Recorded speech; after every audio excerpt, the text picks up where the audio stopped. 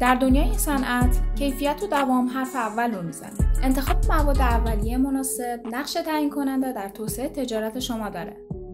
اسید کرومیک ماده‌ای مؤثره که با کاربری گسترده در صنایعی مانند آبکاری فلزات، خودروسازی، تولید شیشه و سرامیک و شستشوی صنعتی به کار میره. با استفاده از اسید کرومیک میتوان سطوح فلزات رو درخشان و مقاوم کرد. از ایجاد پوشش‌های براق و مقاوم در برابر خوردگی گرفته تا حذف زنگ‌زدگی و آلودگی‌های سخت.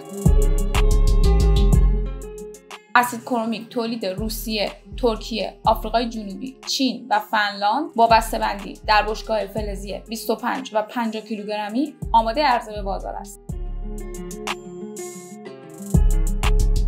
گروه راینه عرضه کننده انواع ترکیبات کروم با کیفیتی تضمینی